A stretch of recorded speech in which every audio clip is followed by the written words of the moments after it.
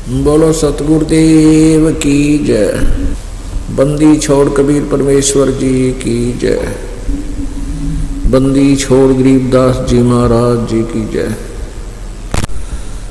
स्वामी रामदेवानंद जी गुरु महाराज जी की जय।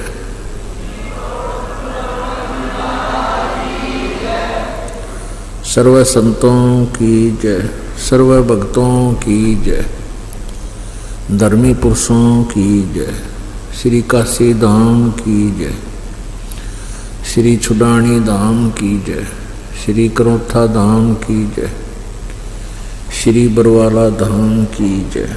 सत सोहे गरीब नमो नमो सतपुरुष को नमस्कार। गुरु की नहीं सुर नर मुनि जन साधुआं संतों सर्वस्ती नहीं।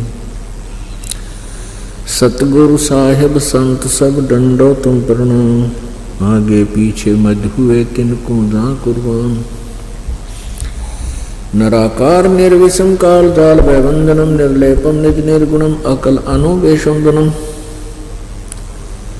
सोहम सुरति समाप्तम सकल समाना निरतलय उज्ज्वल हिरंबर हरदमम बेपरवा अथा है वार पार नहीं मज्जतम। ग्रीव दो सुमर सिद्ध होई गणनायक गलता ना करो अनुग्रह सोई पारस पद परवाना। आदि गणेश मनाऊं गणनायक देवन देवा चरण कमल लो लाऊं आदंत करूं सेवा। परम शक्ति संगीतम रिद्धि सिद्धि दाता सोई अवगत गुण अतीतम सत्य पुरुष निर्मोही जगदम्बा जगदीशम मंगल रूप मुरारी तन मन अर्पों शीशम भक्ति मुक्ति भंडारी। स्वर नर मुनि जन ध्यावे ब्रह्मा विष्णु महेशा शेष शेष मुख गावे पूजे आद्य गणेशा। इंद्र कुबेर सरिका वरुण धर्म राजा में समर्थ जीवन जी का मन इच्छा फल पावे।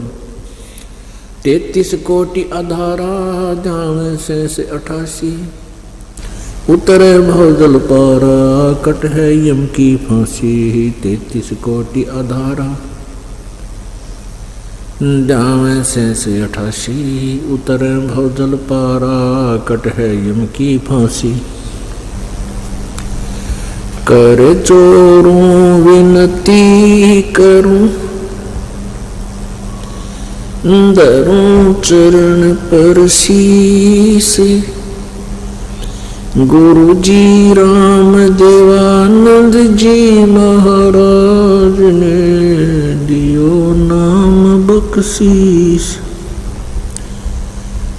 कोटि कोटि सिजदा करूं कोटि कोटि प्रणाम। चरण कमल में राखियो में बंदी जाम गुलाम। कुत्ता हो गुरुदेव का रामपाल दास का नाम। गले प्रेम की जेवड़ी जांखें चोवा जाऊं। तो करो तो बावड़ू दूर दूर करो तो जाऊं। जो राखो तो ही रहूं जो देव सखा।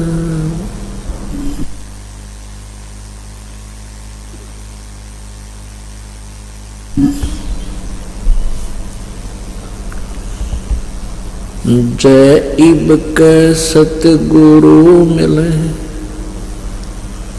सब दुख आँखों रोए।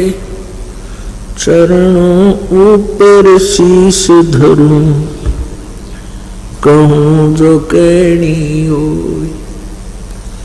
कबीर साईं मिलेंगे पूछेंगे कुशलात आद अंत की सब कहूँ अपने दिल की बात। गुरु जी तुम ना भूलियो चाहे लाख लोग मिल जाएं, हमसे तुमको बहुत है तुमसे हमको नाय। कबीर तुमरे विसारे क्या बने मैं किसकी शरण में जाऊं। शिव बरंच मुनि नारदा तिनके हृदय न समो।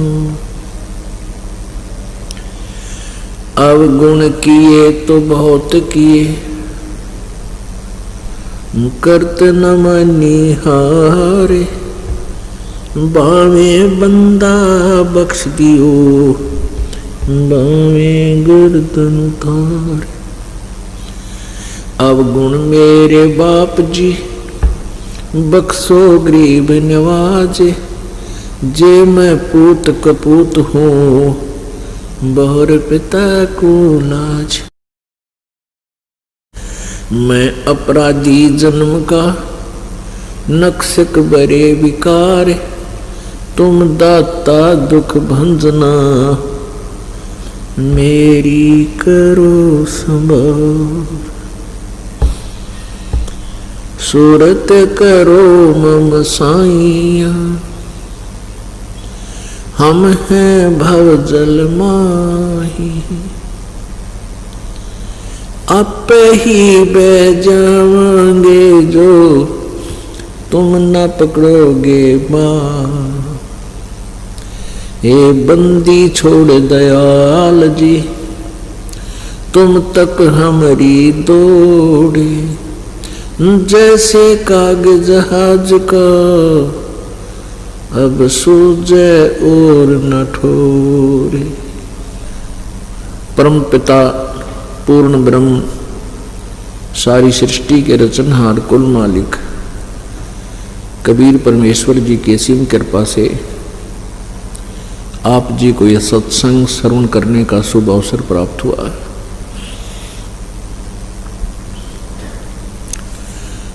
जिन पुण्यात्माओं को मानव शरीर प्राप्त है वो बहुत ही अच्छी आत्माएं हैं।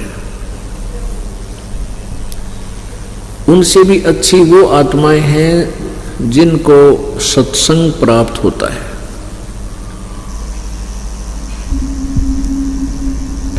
आप उन सर्वश्रेष्ठ आत्माओं में से हो जिनको सत्संग प्राप्त हुआ है।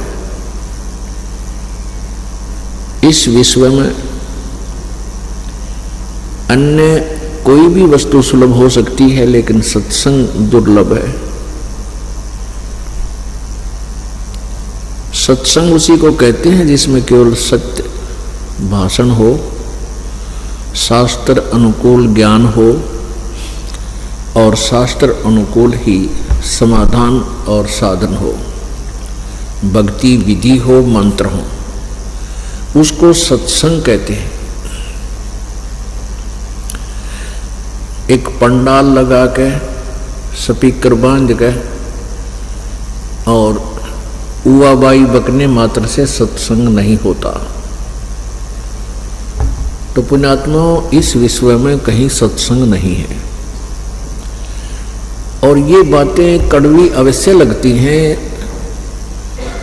इस विश्व में कहीं भी सत्संग नहीं है इस बरवाला सतलोक आश्रम बरवाला के अतिरिक्त। जो पुण्यात्माएं यथार्थ ज्ञान से परिचित नहीं हैं वो ये महसूस करते हैं कि ये संत जो है अभिमानी है, अपने आप को ही श्रेष्ठ सिद्ध करने की चेष्टा करता है। दास अभिमानी नहीं है लेकिन तत्व ज्ञानी अवश्य है। गीता जी अध्याय नंबर 16 के श्लोक नंबर 23 में कहा कि जो तत्व शास्त्र विधि को त्याग कर जो मनमाना आचरण करते हैं, मनमानी पूजाएं करते हैं, उनको कोई लाभ नहीं होता, आध्यात्मिक लाभ कोई नहीं होता। ना उनकी सिद्धि होती है, न उनको कोई सिद्धि प्राप्त होती है, न उनको कोई सुख प्राप्त होता है, और न ही उनकी गति होती है, मोक्ष होता है। फिर तुरंत ही श्लोक नंबर 24 में कहा है कि इससे तेरे लिए अर्जुन शास्त्र कर्तव्य और अकर्तव्य की व्यवस्था में, यानी कौन से भक्ति कर्म करने चाहिए और कौन से ना करने चाहिए, उनके लिए सदग्रंथ ही प्रमाण है। किसी अन्य व्यक्ति के कहने मात्र से अपने भक्ति मार्ग को तू चेंज मत कर देना, बदल मत लेना। पुण्यात्माओं, गीता जी अध्याय नंबर 7 के श्लोक नंबर 19 में गीता ज्ञान दाता कहता है कि जो मैंने 12 से लेकर 15 तक, श्लोक 12 से लेकर 15 तक और 16 से लेकर 18 तक जो ज्ञान दिया है वो मेरा विचार है। और उसमें क्या प्रमाण किया है कि तीनों गुणों रजगुण ब्रह्मा, सतगुण विष्णु, तमगुण शिव जी की पूजा व्यर्थ है। फिर अपने विषय में गीता ज्ञान दाता कहता है कि मुझ ब्रह्म की साधना करते हैं वो 4 प्रकार के हैं। एक आरत, अर्थार्थी, जिज्ञासु और ज्ञानी। ज्ञानी को छोड़कर 3 जो हैं ये भी व्यर्थ बताए हैं। भले ही वह ब्रह्म साधना कर रहे हैं लेकिन उनकी साधना ठीक नहीं। अपने कहते हैं ज्ञानी जो हैं ये मुझे अच्छे लगते हैं क्योंकि इन्होंने जान लिया है कि अन्य देवताओं की पूजा नहीं करनी चाहिए और मानव जीवन केवल परमात्मा प्राप्ति के लिए ही मिला है। और ये उदार आत्मा, ये नेक आत्माएं परमात्मा की प्राप्ति में समर्पित तो हैं, लेकिन ये मेरे वाली ही अनुत्तम साधना में लीन है। कारण क्या है? क्योंकि इनको तत्वदर्शी संत नहीं मिला। तो 7वें अध्याय के 29वें श्लोक में 19वें श्लोक में कहता है गीता ज्ञानदाता कि बहुनाम जन्मानाम अन्ते ज्ञानवान माम प्रपद्यते वासुदेव सर्वमिति स महात्मा सुदुर्लभ है। क्या बताया है कि जो 4 प्रकार के जिज्ञासु, आरत, अर्थार्थी और ये ज्ञानी हैं, ये 4 प्रकार के साधक हैं, ये मेरी साधना जो करते हैं ये भी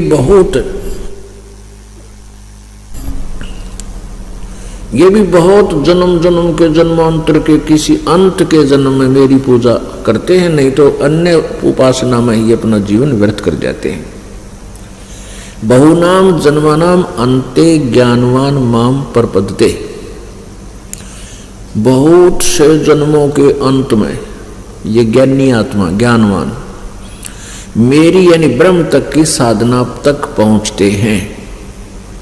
वासुदेव सर्वमिति स महात्मा सुदुर्लभ है।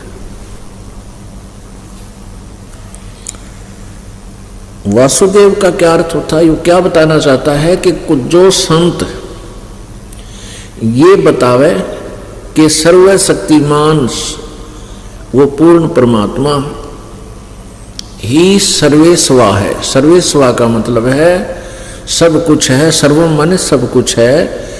सब कुछ का तात्पर्य है कि वही कुल मालिक है और वही पूजा के योग्य है, वही पाप दंड नाशक है और वही पूर्ण मोक्षदायक है। स महात्मा सुदुर्लभ है। ओए होए, कहते हैं वो संत, वो तत्वदर्शी संत सुदुर्लभ है। सुदुर्लभ यानी मुश्किल से प्राप्त होने वाला है। अति दुर्लभ है यानी बहुत मुश्किल से मिलेगा। पुण्यात्माओं, ये शब्द दास ने जो बोला है कि इस पृथ्वी पर वर्तमान में कहीं भी सत्संग नहीं है, तो इस बात को सुनना तो आसान है लेकिन हजम करना बड़ा मुश्किल है। इसको हजम कराने के लिए कुछ ऐसी औषधि पिलाई जाती है ताकि ये डाइजेस्ट हो जाए, क्योंकि कहने मात्र से तो सभी अपने अपने ज्ञान को, अपनी साधना को श्रेष्ठ मानते हैं, तभी तो वो लगे हुए हैं। यदि उन पुण्यात्माओं को ये पता लग जावे कि हम जो रास्ता पकड़ा है ये हमारा नहीं है, ये रास्ता हमारे घर को नहीं जा रहा है, तो तुरंत त्याग देंगे। अभी तक कोई किसी साइड में भी जा रहा है वो ये सोच रहा है मैं अपने घर को जा रहा हूं। यानी भक्ति मार्ग का अर्थ होता है वे ऑफ वर्शिप, पूजा की विधि, भक्ति का रास्ता, यानी अपने परमात्मा के पास जाने का वे, मार्ग। तो हमने जाना है अपने परमात्मा पूर्ण परमेश्वर के पास। उसकी विधि कौन सी है, उसका तरीका कौन सा है, वो साधन कौन सा है। तो सभी चल पड़े हैं और अब अपने साधन को, अपने अपने मार्ग को श्रेष्ठ माने बैठे हैं।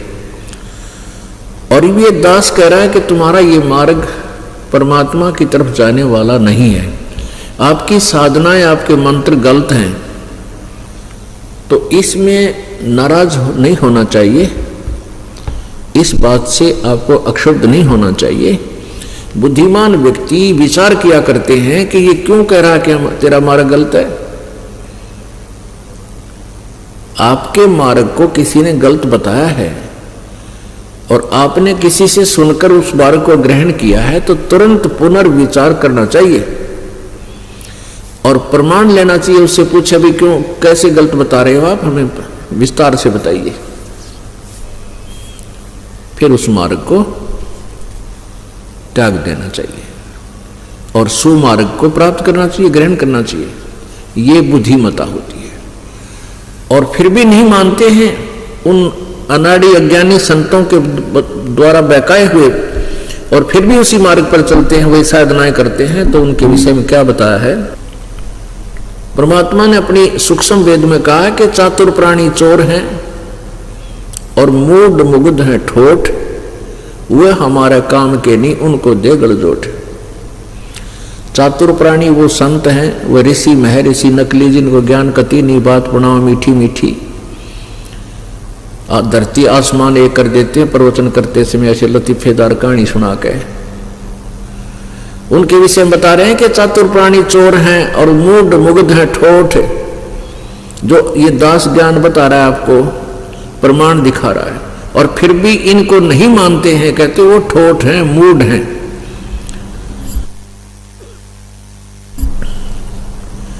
इस ज्ञान को जो दास आपको प्रमाण सहित दिखा रहा है और फिर भी स्वीकार नहीं करते, उनके बारे में बताया है कि वो मूढ़ हैं।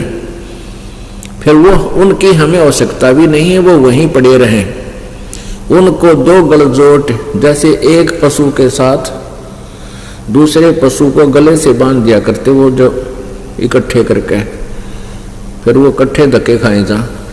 तो कहने का यहाँ तात्पर्य ये है कि जो इतने प्रमाण सुनकर भी नहीं मानता है, देख कर भी आंखों नहीं मानता है, तो मूढ़ है, मूर्ख। वो पड़ा रहे फिर उन्हीं के पास, उन चातुर प्राणियों के पास। फिर बताते हैं बीजक की बाता कहें, ये बीजक ना ही हाथ, वो पृथ्वी डोबन उतरे कह मीठी बात। वो संत, वो नकली, वो काल के दूत इस पृथ्वी को नष्ट करने के लिए, पूरे मानव समाज को डुबोने के लिए वो जन्म प्राप्त किया उन्होंने। मीठी मीठी बात बना के दुनिया को भ्रमित कर रहे हैं, शास्त्र विरुद्ध साधना दे रहे हैं। पुण्यात्माओं, कोई भी वस्तु, किसी भी चीज का हम निर्णय करना चाहते हैं, किसी चीज की हम तुलना करना चाहते हैं, तो उसके लिए कोई आधार मानना होता है। आध्यात्मिक मार्ग का आधार हमारे सद्ग्रंथ हैं। आध्यात्मिक मार्ग जो है, इसके ऊपर हमने चलना है। ये हमारा मैप है, मानचित्र है, और इस मैप के अनुसार हम चल रहे हैं तो सही है। यदि हम इस मैप के विपरीत चल रहे हैं तो हमारा मार्ग गलत है। तो मान लीजिए आप 20 किलोमीटर चले गए, 100 किलोमीटर चले गए कुमार्ग पर, जाना था अपने दिल्ली और पहुंच गए अब सिरसा से भी आगे, हिसार से। तो वहां जाकर आपको कोई कहता है कि आप कहाँ जा रहे हो, वो कहे कि मैं दिल्ली जा रहा हूं, उसको फिर कोई बताए कि नहीं ये मार्ग दिल्ली वाला नहीं है, अब तो बहुत विपरीत आ गए हो दिल्ली मार्ग, तो वापस जाइए, हिसार से पीछे जाइए आप आगे को।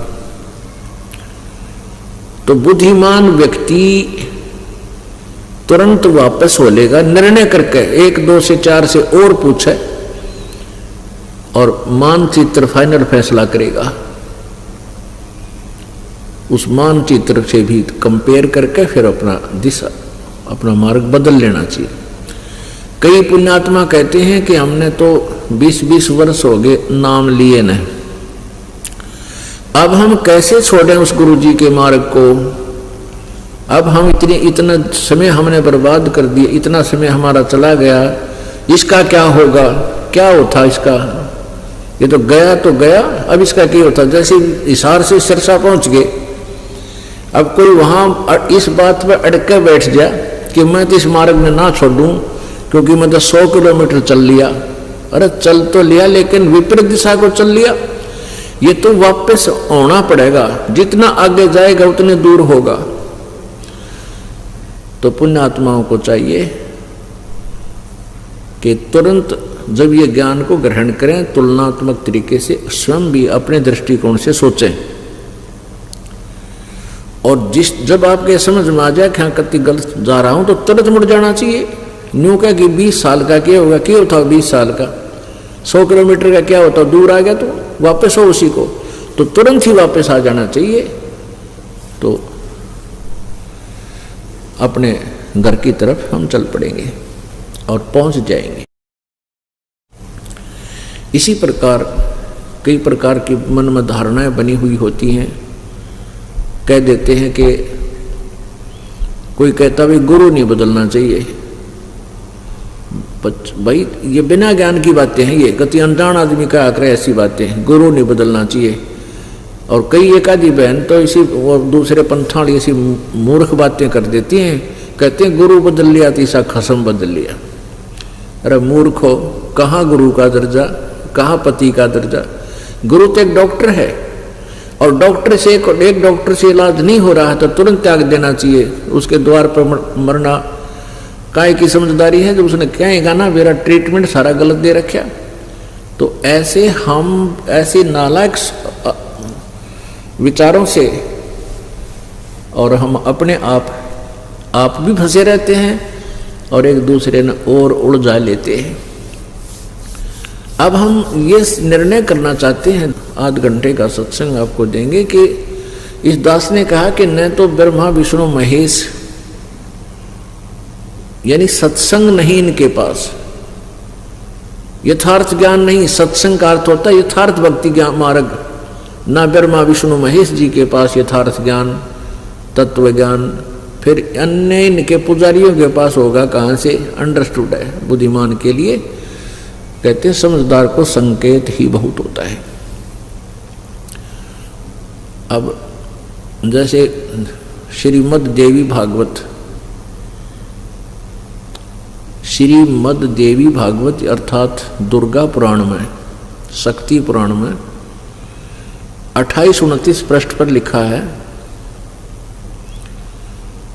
कि ब्रह्मा नारद जी से व्यास जी पूछ रहे हैं कि ये विष्णु जी भी तपस्या करते हैं और ये किसकी साधना करते हैं। नारद जी ने कहा कि यही प्रसन्न मेरे पिताजी के हृदय में, ब्रह्मा जी के हृदय में उत्पन्न हुआ था कि एक समय श्री विष्णु भगवान जी घोर तप कर रहे थे, महान तप कर रहे थे। तो ब्रह्मा जी ने उनसे पूछा कि हे प्रभु, आप तो देवताओं के भी देवता हो, सारी सृष्टि के मालिक हो, आप भी किसकी पूजा करते हो। अब विष्णु जी कहते हैं कि मैं दुर्गा की पूजा करता हूँ। और दुर्गा से ऊपर मैं कोई भगवान नहीं जानता, मैं किसी देवता को नहीं जानता। आलिया श्री विष्णु जी के और ब्रह्मा जी के और नारद जी के और व्यास जी के उस अध्यात्म ज्ञान का अंत ना व्यास जी ने बेरा कि आराध्य देव कौन है, वास्तव किस भगवान की पूजा करनी चाहिए, ना नारद जी को पता, ना ब्रह्मा जी को पता और ना विष्णु जी को पता। विष्णु जी कहते हैं मैं दुर्गा से ऊपर किसी और भगवान ने ना जानता। और दुर्गा जी क्या कहती है 7वें स्कंद में, ये प्रथम स्कंद की बात है देवी भागवत की जो अभी आपको सुनाई। अब 7वें स्कंद में 562 पृष्ठ पर दुर्गा हिमालय को ज्ञान दे रही है और ब्रह्म के बारे में जानकारी दे रही है। कहती है और सब बातें त्याग दे, केवल ब्रह्म की पूजा करो, उसका ओम नाम है, वो ब्रह्म लोक में रहता है, और किसी की पूजा मत करो, और वही पूजा के योग्य है और कोई पूजा के योग्य नहीं है। अब दुर्गा ने ब्रह्म को फाइनल कर दिया, ओम नाम बता दिया। अब ब्रह्म कहता गीता जी के अंदर 8वें अध्याय के 13वें श्लोक में यो गीता ज्ञानदाता ब्रह्म श्री कृष्ण जी में प्रवेश करके यह सर्वब्रह्म सर्वपुरुष, इसको ज्योति निरंजन काल भी कहते हैं, ये श्री कृष्ण जी में प्रेत की तरह प्रवेश करके बोलता है, गीता जी का ज्ञान दे रहा है।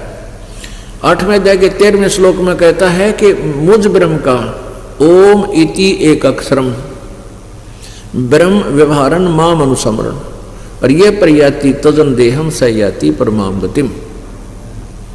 मुझ ब्रह्म का केवल एक ओम अक्षर का, एक अक्षर का ओम मंत्र है, नथिंग एल्स, और उच्चारण करके सुमन करने का, और जो अंतिम श्वास तक शरीर त्याग कर जाते समय तक जो इस ओम नाम का जाप करता है वो मेरे वाली गति को प्राप्त होता है। अपनी गति को 7वें अध्याय के 18वें श्लोक में कहता है कि ये ज्ञानी आत्मा उद्धार तो है, नेक है मेरे विचार में, लेकिन ये मेरे वाली ही अनुत्तम गति में स्थित है,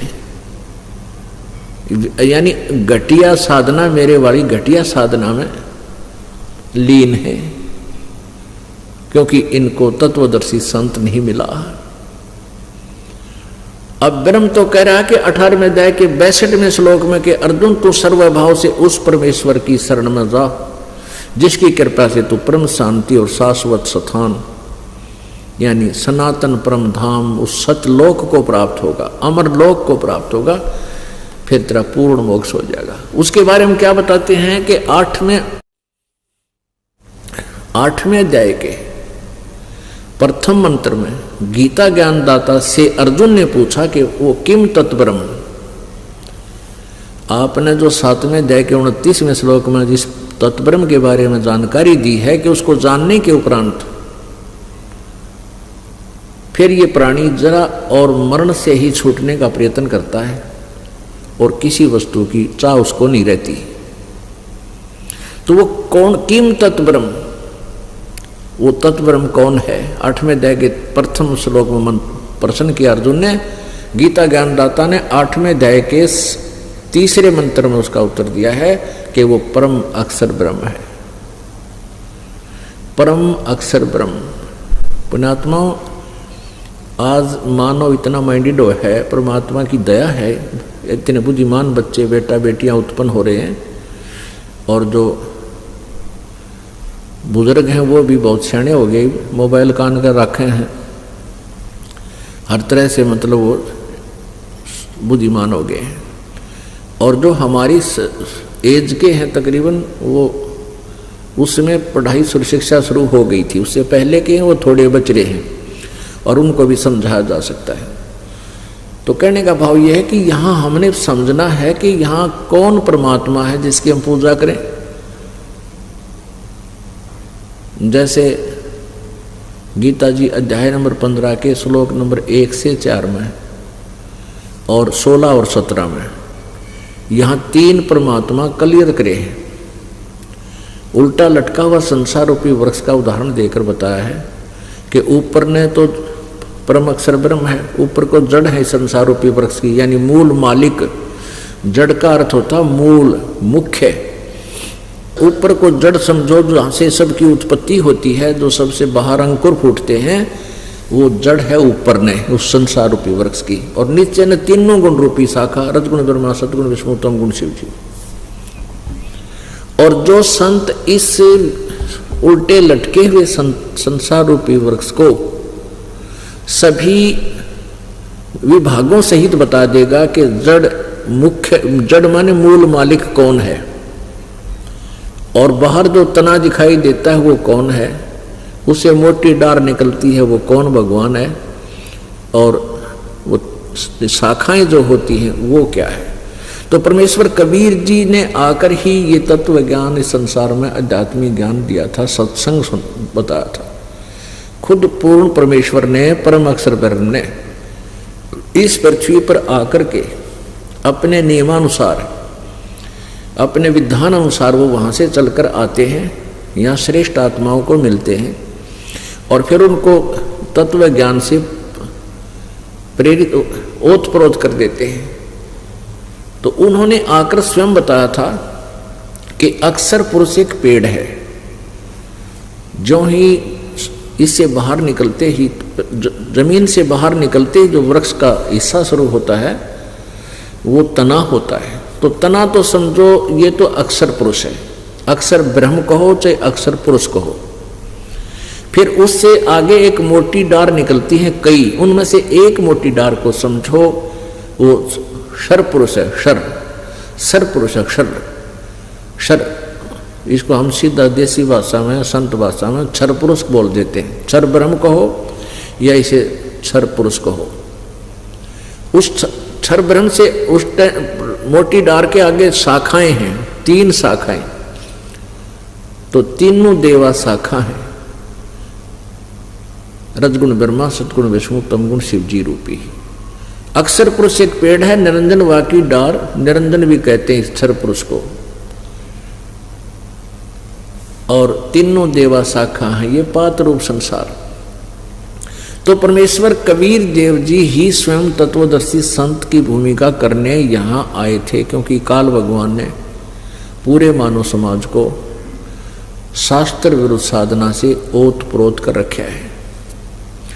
वो परमात्मा इसी उद्देश्य से यहाँ आते हैं कि तत्व ज्ञान प्रचार करें, अपने बच्चों को जहाँ से आए हैं वहाँ का स्थान बताएं, वहाँ जाने की विधि बताएं, और वही बताकर जाते हैं।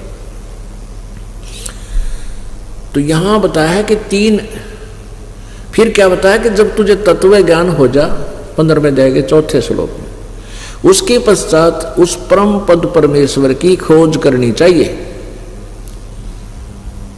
उस परमेश्वर के परम पद की खोज करनी चाहिए, जहां जाने के बाद ये प्राणी कभी लौटकर संसार में नहीं आते, यानी वो पूर्ण मोक्ष प्राप्त हो जाता है।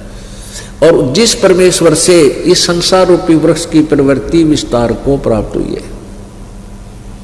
या कहने का भाव कि जिस परमात्मा ने इस सारे ब्रह्मांडों की रचना की है। और गीता ज्ञानदाता कहता मैं भी उसी की शरण में हूं। अब कंसेप्ट क्लियर कर दिया।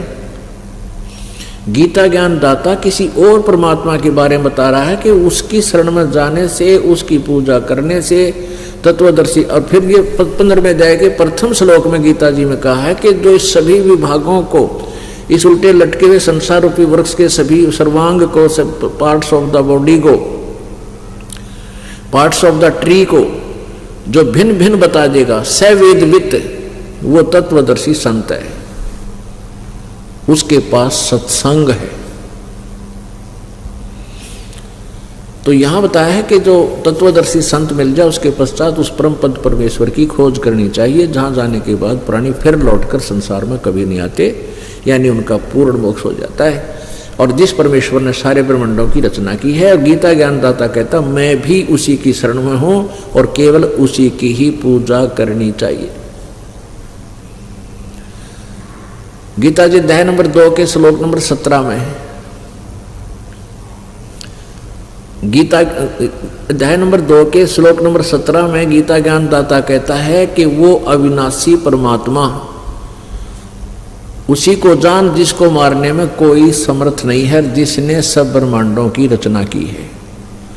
अपने विषय में दूसरे अध्याय के, गीता जी के दूसरे अध्याय के 12वें श्लोक में और चौथे अध्याय के 5वें और 9 श्लोक में गीता ज्ञानदाता कहता है कि अर्जुन, तेरे और मेरे बहुत जन्म हो चुके हैं। हम, तुम और ये राजा लोग, सैनिक पहले भी जन्मे थे, आगे भी अपना जन्म होता रहेगा। इससे सिद्ध हो गया कि गीता ज्ञानदाता अविनाशी नहीं है और ये ब्रह्म है, और ब्रह्म की पूजा से पूर्ण मोक्ष नहीं हो सकता। उसके लिए गीता ज्ञानदाता ने कहा है कि मैं भी उस पूर्ण मोक्ष मार्ग से अपरिचित हूं। उसके लिए चौथे अध्याय के 34वें श्लोक में कहा है कि उस तत्व ज्ञान को, कौन से तत्व ज्ञान को? गीता जी अध्याय नंबर 4 के श्लोक नंबर 2 में, गीता जी अध्याय नंबर 4 के श्लोक नंबर 32 में गीता ज्ञानदाता कह रहा है कि बहुत प्रकार के आध्यात्मिक यज्ञों की जानकारी विस्तार के साथ सच्चिदानंद घन ब्रह्म की वाणी में लिखी गई है, कही गई है, और उसको तू कर्मों से होने वाली जान, और उसको जानने के पश्चात फिर तू सब प्रकार से मोक्ष को, सब बंधनों से मुक्त हो जाएगा। पुण्यात्मा, जिनको अभी तक किसी को भी तत्व ज्ञान नहीं था, किसी के पास सत्संग नहीं था, जिस कारण से सदग्रंथों के अनुवादों का भी अनर्थ कर डाला इन्होंने। गीता जी अध्याय नंबर 4 के श्लोक नंबर 32 में इन्होंने गड़बड़ कर दी अनुवादकर्ताओं ने। इसमें लिखा है कि ब्रह्मणे मुखे, और अनुवादकर्ता ने इसका अर्थ कर दिया वेद की वाणी में। नहीं, यहां ब्रह्मणे मुखे का अर्थ है सच्चिदानंद घन ब्रह्म, यानी परम अक्षर ब्रह्म के मुखे माने मुख से उच्चारित उस अमृत वाणी में, उस परमात्मा द्वारा स्वयं बोले गए उस तत्व ज्ञान में ये सब ज्ञान विस्तार से कहा गया है। और उस ज्ञान को चौथे अध्याय के 34 में कहा कि उस ज्ञान को तू, जो सच्चिदानंद घन ब्रह्म की वाणी में, कबीर वाणी में, परमेश्वर कबीर जी ने जो, उस पूर्ण ब्रह्म ने जो आकर के स्वयं जो ज्ञान अपने मुखारविंद से बोला है, मुख कमल से कहा है, उस वाणी में विस्तार से कहा गया। उस ज्ञान को तू तत्वदर्शी संतों के पास जाकर समझ और उनको दंडवत प्रणाम करने से कति अधीन होकर के और विनम्रता पर पूर्वक प्रसन्न करने से वो तत्वदर्शी संत तुझे उस अमृत ज्ञान को बताएंगे, उस तत्व ज्ञान का आपको वर्णन करेंगे। अपने आत्मा 17वें अध्याय के 23वें श्लोक में इन्हीं अनुवादकर्ताओं ने इस ब्रह्मणे का अर्थ ठीक किया है। उसमें क्या लिखा है कि ओम तत्सत इति निर्देश ब्रह्मणे त्रिविध समर्थ है। इसका इन्होंने ठीक अर्थ किया है कि ओम तत्सत यह 3 प्रकार का ब्रह्मणे का अर्थ इन्होंने किया है, सच्चिदानंद घन ब्रह्म का मंत्र कहा है। बिल्कुल ठीक है। यहां ब्रह्मणे का अर्थ सच्चिदानंद घन ब्रह्म सही कहा, वहां ये विचलित हो गए कि भगवान गीता बोलने वाला और किस परमात्मा के विषय में बोल रहा है, उस वहां इन्हें गलत कर दिया और यहां ठीक लिखा है। तो वहां सच्चिदानंद घन ब्रह्म ही आप समझें उस गीता जी में जो गलत लिखा है। थोड़ा सा आपको दिखाते हैं रूबरू करके।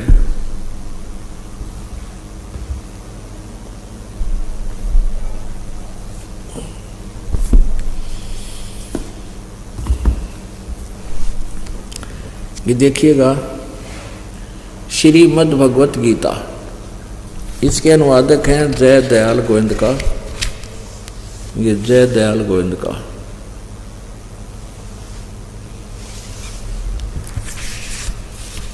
श्रीमद् भगवत गीता, गीता प्रेस गोरखपुर से प्रकाशित है। इसके श्लोक अध्याय नंबर 4 के और श्लोक नंबर 32 में इसमें क्या कहा कि इस प्रकार और भी बहुत तरह के यज्ञ यानी धार्मिक अनुष्ठान ब्रह्मणे मुखे का अर्थ कर दिया इन्होंने वेद की वाणी में, नहीं, यहां गलत कर दिया। यहां लिखना था सच्चिदानंद घन ब्रह्म की मुख से उच्चारित वाणी में, मुखे उसके द्वारा बोले गए ज्ञान में स्वयं आकर बोले, यानी सच्चिदानंद घन ब्रह्म की वाणी में विस्तार से कहे गए हैं। अब यहां देखिएगा 70वें अध्याय का, इसमें क्लियर होगा ब्रह्मणे का अर्थ क्या है।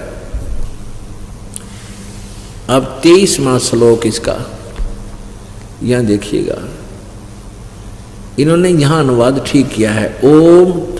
ओम तत्सत इति निर्देश है ब्रह्मण है तिर्विध है समर्थ है ब्राह्मणा तेन वेदा च यगा च विहिता पुरा। इन्होंने स्वयं ठीक अनुवाद किया है यहाँ पर। ओम तत्सत, ऐसे यह 3 प्रकार का ब्रह्मण माने सच्चिदानंद घन ब्रह्म का नाम कहा है। ये ब्रह्मण वही है सच्चिदानंद घन ब्रह्म। हम यहाँ इसको 4थे अध्याय के 32वें श्लोक में, 4थे अध्याय के 32वें श्लोक में हम इस ब्रह्मण का अर्थ करते हैं सच्चिदानंद घन ब्रह्म की वाणी में विस्तार से कहे गए हैं।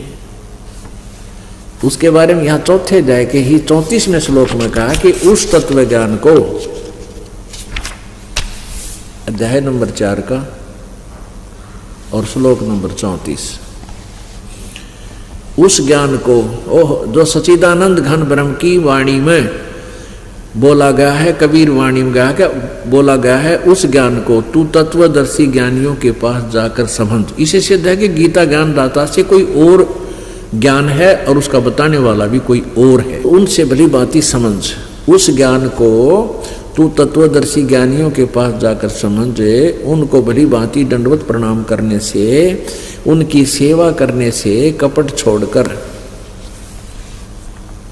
सरलतापूर्वक प्रश्न करने से वे परमात्म तत्व को, यानी तत्वदर्शी न, वो तत्वदर्शी संत ज्ञानी महात्मा तत्व ज्ञान का तुझे उस तत्व ज्ञान का उपदेश करेंगे। अब इसमें ये स्पष्ट करना था कि इन्होंने यहाँ अनुवाद गलत कर दिया, क्योंकि जहाँ भी ये विचलित हो जाते हैं वहीं गड़बड़ कर गए। और भोली आत्माएं थी, इनको संस्कृत के ज्ञाता जान करके इनके द्वारा किए गए अनुवाद में कोई जो है शंका नहीं कर पाए। अब इस दास के ऊपर कृपा की परमेश्वर ने, वो ज्ञान वाली आँखियां दास की खोल दी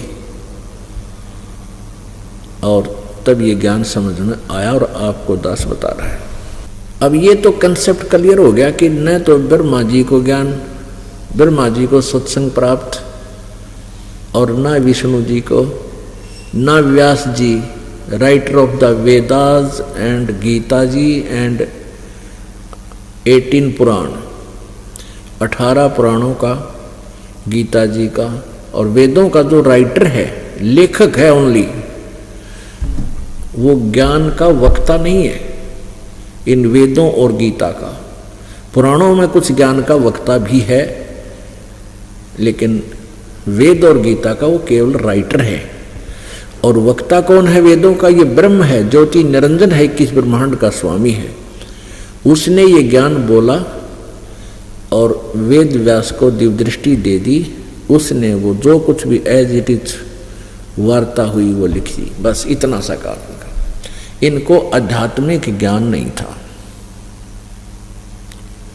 इनको सत्संग प्राप्त नहीं था। दास यही आपको क्लियर करना चाहता है कि आज विश्व में किसी के पास भी सत्संग नहीं है। अब दास ने एक शब्द और बोला था कि ब्रह्मा विष्णु महेश पूजा के योग्य नहीं है, ये अविनाशी नहीं है। अब ये बातें विशेषकर पवित्र हिंदू समाज में आसानी से स्वीकार्य नहीं है, लेकिन स्वीकार करनी पड़ेंगी, क्योंकि और विकल्प अब रहा नहीं। हम जिन सद्ग्रंथों को सच्चा मानते हैं, सत्य ज्ञान युक्त मानते हैं, और उन्हीं ज्ञान में, उन्हीं सद्ग्रंथों में जो लिखा है वो तो आप जी को मानना ही चाहिए और मानना ही पड़ेगा। उसको भी नहीं मानते हो तो फिर आप भक्ति लाइन के व्यक्ति नहीं हो, आप ड्रामा कर रहे हो। आज तक हम ब्रह्मा विष्णु महेश जी को अविनाशी मानते थे, अजरो अमर मानते थे। इनसे ऊपर कोई देव नहीं, कोई मालिक नहीं, इनके कोई माता पिता नहीं, ऐसा हम मानते थे, क्योंकि हम सुनते आ रही थी लोक वेद से। लोक वेद होता है सुना सुनाया ज्ञान, दंत कथा, एक दूसरे का बोला हुआ ज्ञान। और वो लोक वेद यदि सद्ग्रंथों से मिलता है तो वो सही है, और जो सद्ग्रंथों से नहीं मिलता है तो वो व्यर्थ है, दंत कथा है, यूजलेस है। तो इसके लिए थोड़ा सा कंसेप्ट क्लियर करना पड़ेगा कि हम ये ब्रह्मा विष्णु महेश, रजगुण ब्रह्मा जी, सतगुण विष्णु, तमगुण शिव जी, इनकी पूजा नहीं करनी चाहिए। गीता जी अध्याय नंबर 7 के श्लोक नंबर 12 से लेकर 15 में इन तीनों गुणों, रजगुण ब्रह्मा, सतगुण विष्णु, तमगुण शिव जी से जो कुछ भी लाभ हो रहा है उसके विषय में गीता ज्ञानदाता कहता उसका निमित्त मैं ही हूं, लेकिन ये मुझ में और मैं इनमें नहीं हूं।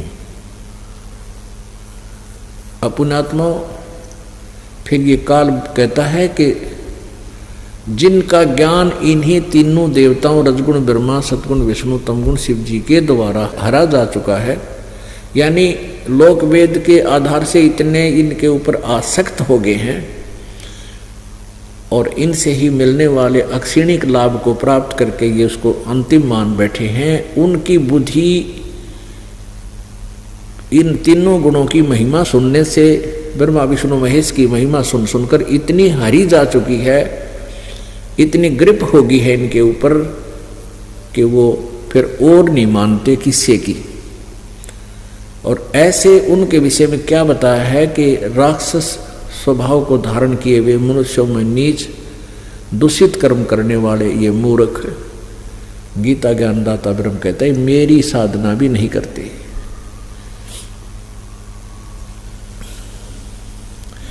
पहले तो आपको कंसेप्ट क्लियर करते हैं कि रजगुण ब्रह्मा है, सतगुण विष्णु, तमगुण शिव जी। ये देखिएगा शिवपुराण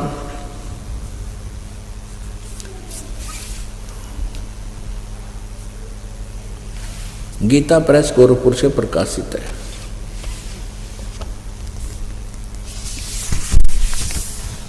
संक्षिप्त शिवपुराण, संपादक हनुमान प्रसाद पोदार, प्रकाशक मुद्रक हैं गीता प्रेस गोरखपुर, गोविंद भवन कार्यालय कोलकाता का संस्थान।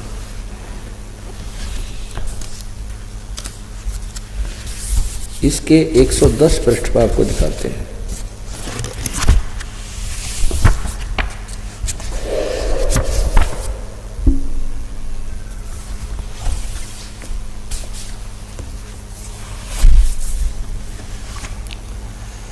एक 110 पृष्ठ पे,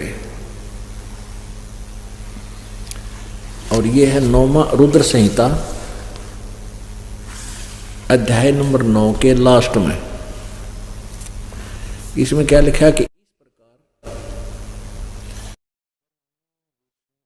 इस प्रकार ब्रह्मा विष्णु तथा रुद्र इन 3 देवताओं में गुण हैं, परंतु शिव गुणातीत माने गए हैं, वो इनसे न्यारा माना गया है। यानी वो काल है शिव, ये काल है जो इसमें शिव की भूमिका कर रहा है। ब्रह्मा विष्णु और महेश ये रुद्र, ये इससे अलग है। रजगुण ब्रह्मा है, सतगुण विष्णु, तमगुण शिव जी, यानी तीनों गुणों में, तीनों देवताओं में गुण हैं, अंडरस्टूड होगा कि ये रजगुण ब्रह्मा, सतगुण विष्णु, तमगुण शिव जी, और ये इनसे अलग है। इससे हमने इतना ही लेना है। अब देखिएगा ये श्रीमद् देवी भागवत हिंदी टीका सहित भाग 1,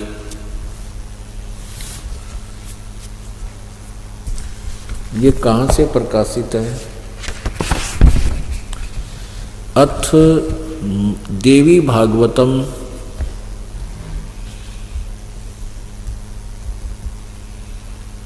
अथ देवी भागवतम सभाष्टीकम समातम, खेमराज श्री कृष्ण दास प्रकाशन, बंबई 4 से। और ये 30वें स्कंद पर हम आते हैं। इसमें क्या लाभ हमें कि हिंदी भी लिखी और संस्कृत भी। अथ श्रीमद् देवी भागवते बासाटिका युक्ते 3 स्कंद है प्रारंभते।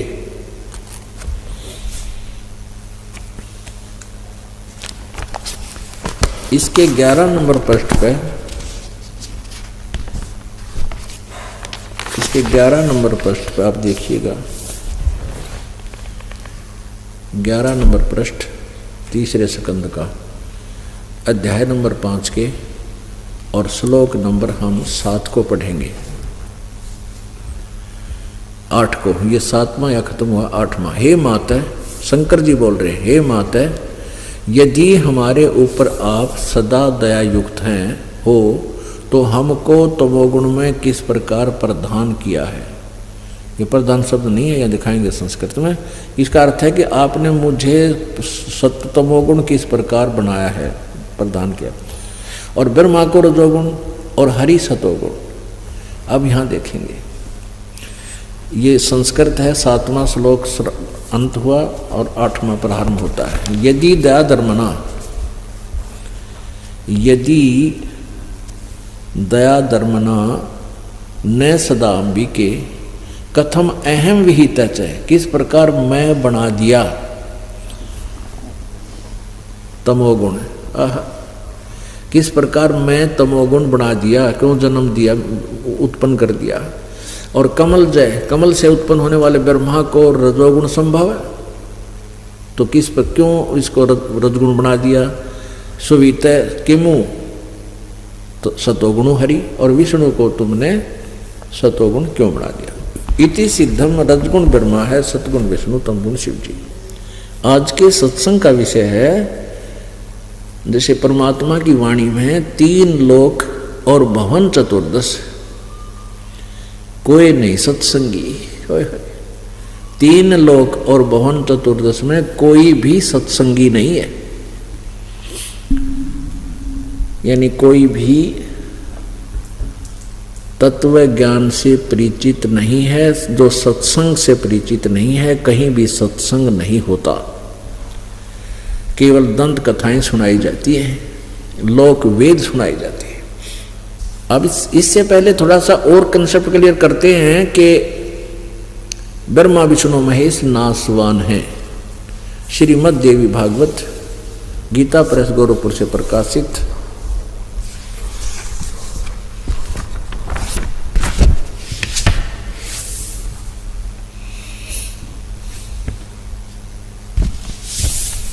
श्रीमद् देवी भागवत, सचित्र मोटा टाइप, संपादक हनुमान प्रसाद पोदार और चिमन लाल गोस्वामी। ये कहाँ से प्रकाशित है, अभी आपको दिखाया। प्रकाशक के मुद्रक हैं गीता प्रेस गोरखपुर, गोविंद भवन कार्यालय, कोलकाता का संस्थान। इसके 123 पृष्ठ पर